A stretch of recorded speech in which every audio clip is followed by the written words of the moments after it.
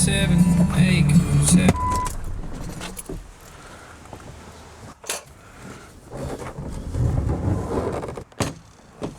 And we'll start with this HoloCore 6-panel textured door. This one was just given to me by a customer. We replaced their doors and they gave me this one.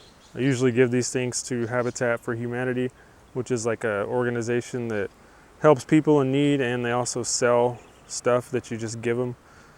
And it works out great because we can get rid of a lot of stuff we don't need. But this one I'm going to cut open just for educational purposes so I can see what's in here and show you what's in here. Based on what I've seen in the past, probably just some cardboard, some MDF, some really weak wood. But I'm just going to take a circular saw, cut it in the middle, and start prying on the edges and look inside of it. So let's do that.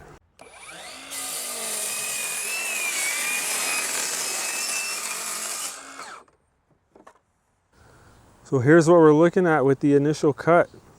On the hinge side, we have a big chunk of melamine. I would say that's probably like a 4-inch chunk of melamine with a piece of MDF on the very edge.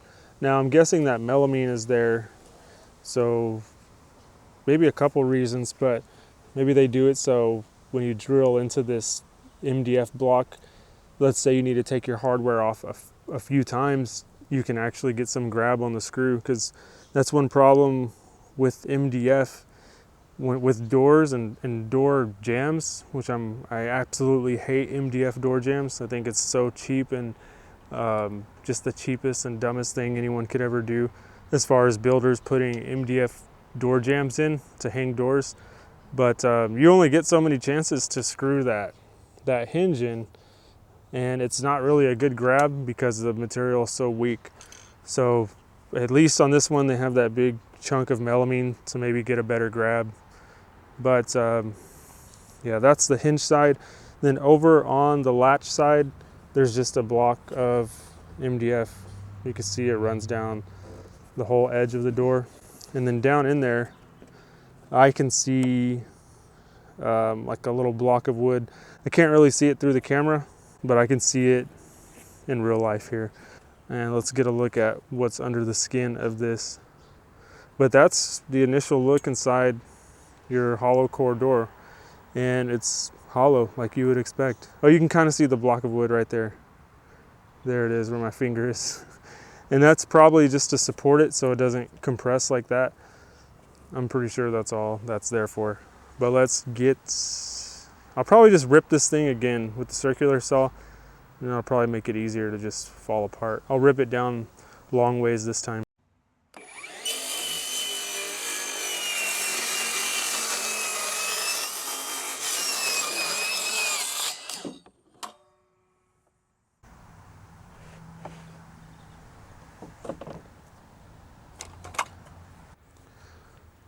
Okay, so there's the second cut long ways, and it turns out that block that I thought was just a little block, it's actually pretty long. I was looking inside of there just now, and I cut, I don't know what that is from. Let's look at the other side of this. I guess there was like, yep, some cardboard, just like I thought, which is not really that great. I just don't like the idea of installing something that has cardboard in someone else's house. And I'm really starting to hate MDF as my life goes on even more. So we've kind of got away from completely from using MDF unless someone just absolutely has to have it, or if like it's only that molding is made in MDF specifically and we have to use it. But yeah, really trying to get away from this kind of garbage materials. But unfortunately, that's what they make. It's really unfortunate.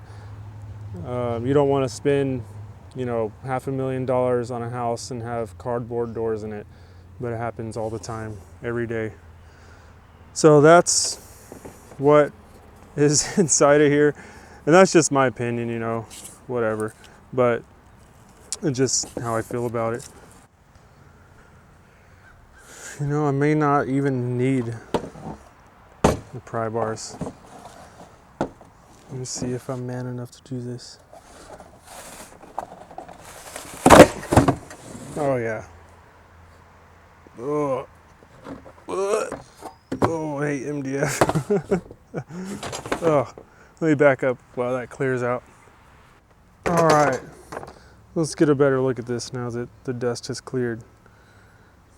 Pretty much what I guessed from seeing these things over the years. Not too hard to guess.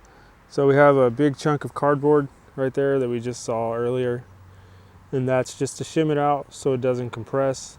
Then we have a big piece of wood right here, a big block of wood that I originally thought was a small short block. Turns out it's a big long block, and you can see that they just glue it down. If I can get focused on that, there's some glue squeeze out all down in there, and obviously they glue it in because this whole part of the masonite is stuck to the block where they glued it, and it kind of ripped off the skin of it. And then just some random cardboard throughout, random block of wood, and the other side has a big tear out where it tore off, where the glue really grabbed it. But one thing that's interesting about this that I never really thought about was the fact that this looks like it's just one piece of this board here. Like a big machine just comes down and just like, boom, stamps this in, and it looks like it's all the same board. So if anyone that's watching this in Chile, where all this stuff is made, works at the door factory, let me know. For some reason, all this millwork and trim stuff seems to always be made like in South America. But anyways, that's what's in your hollow core doors in your house if you have them. It's just some masonite skin that they stamp in, I'm guessing, some cardboard, and some leftover wood to shim it out. Because there's a big knot in this wood right here. It's probably just offcuts of something else they make. Now we both know what's inside these hollow core doors, and just be real careful. I've seen people get mad and punch them, and they make a hole right through them, and we've had to replace them. So if you get mad, just make sure you have solid core doors in your house before you punch them. All right, so there you have it. That's what's inside of your hollow core doors, if you have hollow core doors in your house. Pretty much what I expected. Some cardboard, blocks of wood, and hollowness, emptiness. But I've always wanted to cut one of these open, and I figured if I'm gonna do it, I'm gonna do it and make a video about it, since this channel is all about interior trim carpentry and millwork, so we get to learn together. Now I will say that in my house that I currently rent, the doors aren't even this good. This house that I live in was built in the 70s, and the skin of the door is like a 1/16 of an inch thick. It's got a real thin piece of, I don't know what, some piece of paper to shim it out. So even these are an upgrade from what I have. But obviously one day I'm gonna hopefully build my own house, and or if not build my own house, find a house that's already built and just redo all the trim and millwork. And when I do that, I'm definitely gonna be documenting the whole thing on this channel. So anyways, hopefully you enjoyed seeing what's inside a hollow core door. But that's gonna do it for this video. Thanks so much for watching, and I'll see y'all in the next video. Take care.